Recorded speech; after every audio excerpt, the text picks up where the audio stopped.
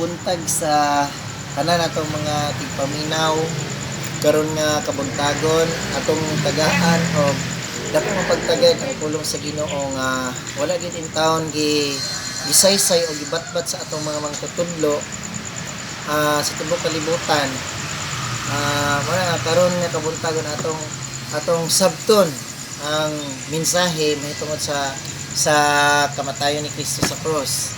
Nga mga igsoon wala naman di ay giwilaing kaluwasan kung dili pinaagi lamang sa kamatayon ni Kristo. Kung naatay pagtuo sa kamatayon ni Kristo sa cross,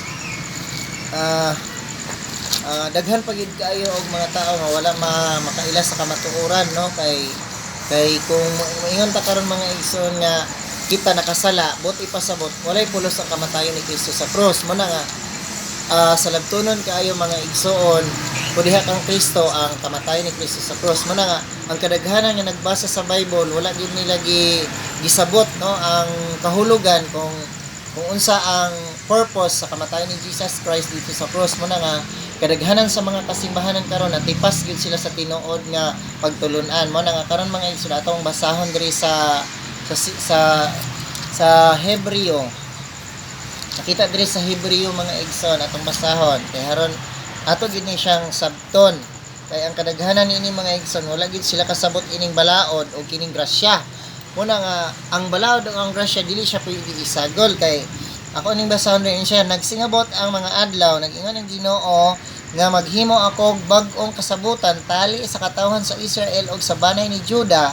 Dili kini ingon siya diri sa verse 9 mga igsoon, dili kini sama sa kasabutan nga gihimo ko tali sa ilang mga katigulangan. Ingon siya diri sa adlaw nga giagak ko sila haron mamiya gikan sa yuta sa Ehipto, wala nila tumana ang kasabutan nga gihimo ko tali kanako og kanila. Ingon ang Ginoo, busa wala ko sila panumbalinga. Ingon ang Ginoo, mao kini ang kasabutan nga himuon ko sa verse 10 tali kanako sa katawhan sa Israel. Humani adto mga adlaw nag-ingon ang Ginoo, ibutang ko ang akong mga balao diha sa ilang mga hunahuna og isulat ko kini sa ilang mga kasing-kasing. Mahimo ako nga ilang Dios og mahimo sila nga akong katawhan. Munay giingon sa Ginoo mga igsoon, lahi day ang Old Testament og lahi pod ang New Testament. Karon nga bag-ong kasabutan diha kang Kristo, dili na siya pwede isagol mga igsoon. Kay ang ibuhat mangud sa mga kasimbahanan karon gisagol nila mga igsoon. Kay ang sa una og ang karon lahi man gud ang karon og ang sa una. Kay at mo na ta atong gibasa gani ang mga igsoon nga nagsingabot ang mga adlaw nag-ingon ang Ginoo mo'y nag-ingon nga maghimo akong bag-o. Sa to pa bag-o, wala na tong karaan. Kay ang karaan wala na. Tapos na. Una itong ingon ni Jesus nga, this is finished. Siya na ang katumanan sa balaod. Muna nga kadaghanan na tipas gid mga igsoon ang ilahang pagtulunan dili mao. Muna ingon nga sa panahon ni Adan na failure. Sa panahon ni Kristo wala man failure kay dili man makasasala si Kristo. Nahimo siya makasasala tungod sa sala sa katawan sa kalibutan. Muna gidawat niya tanan ang sala. Siya ang nakasala. Og himo siyang ganang sa Galacia. No, basa na to ang Galacia. Yun yan diri sa Galacia. Dapat pastor ang Old Testament dili na dapat itudlo, no? Dili na. Kaya natapos na to. Tapos na. Ang New Testament na dapat ang itudlo sa mga magtutudlo. Ang kasagaran karon ginatudlo gyapon ang Old Testament eh. Dapat ang New Testament na ta. Testament Jesus Christ. Okay, ang Old Testament na human naman to. Naman. Tapos na nangyari na, naganap na. Naganap na. This is finished. Si Jesus naging na, this is finished. Naganap tapos na, nangyari na. Naganap na, tapos na, wala na. Wala na to. Ang bago, niabot na. Ang bago, kinsa man ang bago si Kristo. Ang daan, wala na to. Ang mga pagtulunan to sa sinaunang mga gahig ulo, mga katawan sa una ba? Bogay ito ningon nang gikalimtan ko sila. Gilimpyuhan na ang kalibutan atong panahon. Wala na to. Karon gihimo man gihapon nila nga isagol ba? Ipon ang old ug ang new di.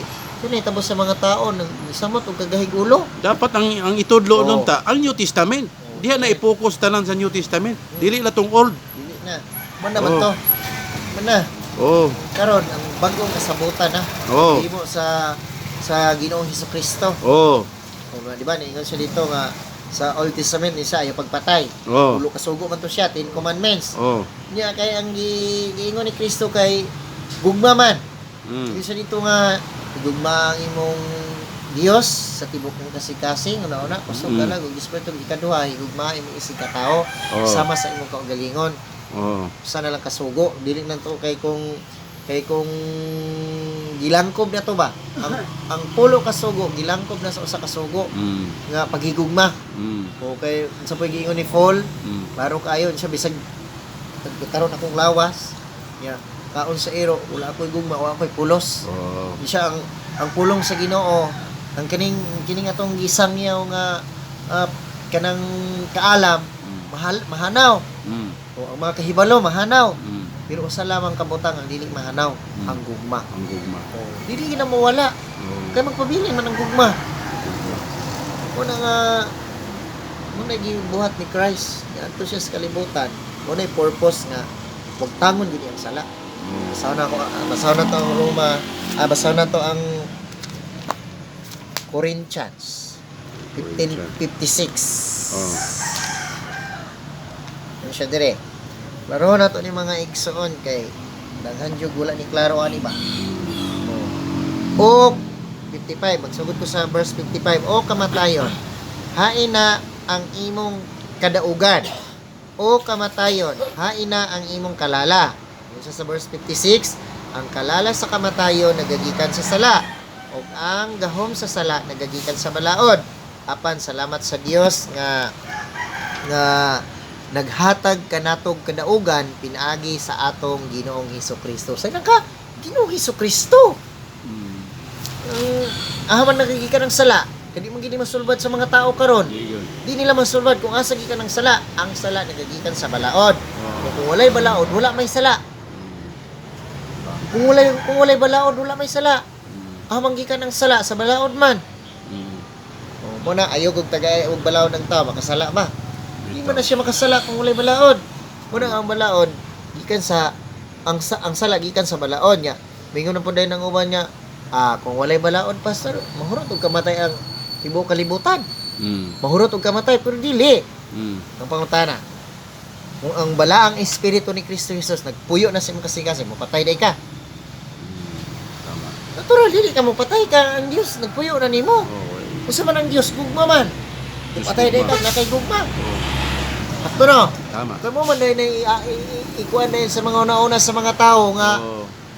kanang Dapat magod sa patay daw na yun kung Oh. ay kapastor wala na Lamang sala ko yun, ay wala lamang- na kuan wala na balaod muhimo na lang na kog dautan Mm. kung muhimo na kag dautan kung naa ang Holy Spirit ang Dios man nagpuyo nimo alam mapatay din na si Kristo nga nasa imong kasing-kasing asa masulod nga gugma man na Mm. gugma gid ang patigbabaw Mm. dili siya makahimo sa pagpatay tungod kay ang Dios kuya naman siya Dios kaya kung magpadayon ka sa pagpakasala kaya isa dito ang nagpadayon sa pagpakasala anak man sa yawa o sa to pa kung magpakasala ka anak ka sa yawa Mm. wala ka kaila sa Ginoo ay mo patay man ka mangawat man ka mang-rape man ka but pasabot wa ka makaila sa Dios kaya nagbuhat man kang dautan o mo na kadaganan sa mga mindset sa mga tao karon sa atong panahon nabisa kung saan nila og basa sa Biblia kay wala nila gisabot ang kahulugan kung unsay unod sa Bible unsay unod ana unsay sulod ana unsay kahulugan ana unsay bot pasabot Mm. wa nila gisabot ba mo na sa labtunon kayo ang atong gibasa Mm. kung pinaagi sa kamatayon ni Kristo nagwagtang sa sala makausa alang sa tanang panahon bot pasabot ang sala kaniadto ug ang sala karon wala na gipinish naman ni Jesus kay si Jesus ang katumanan sa balaod siya ang katumanan sa balaod kay kita di man gyud nato kayang luwason gid atong kaugalingon Mm. mo gani nga gipadala sa God the Father na si Christ kay karon kuhaon gyud ang sala kay ang Genesis 1:26 ingon siya magbuhat kita og tao sama sa atong dagway sa to pa ang purpose ikaw ug ako mahimong image and likeness of God sama sa Dios Mm. kay na-failure man dito kang Adan wa man to ma-perfect Wala. oh ingano man wala man ang spirit ato tao ra man si Adan di natural na linglag just demonyo itao man siya. Ug karon na ang balang espiritu. Kay si Adan tao gikan sa yuta. Ya ang ikaduhang Adan espirituhanon si Kristo man. Ang ikaduhang Adan nga espirituhanon nga dili masipyat. Kasi Adan kay tao man sipyat siya natural. Pero ang ikaduhang Adan abot pinaagi sa grasya. Pinaagi sa katao ni abot ang sala sa kalibutan, pinaagi Adan. Kung niabot po ang grasya sa Dios, pinaagi kang Kristo Jesus. Amen. Wala lang sa yun. Yang ilang giipon ang old og yo. Mali. Dili may kuan, mana mga igsoon. Ato ang kuan karon. Sunod na po na higayon. Ah. Magtuon ta sa pulong sa Ginoo og maayong buntag sa tanan. God bless you.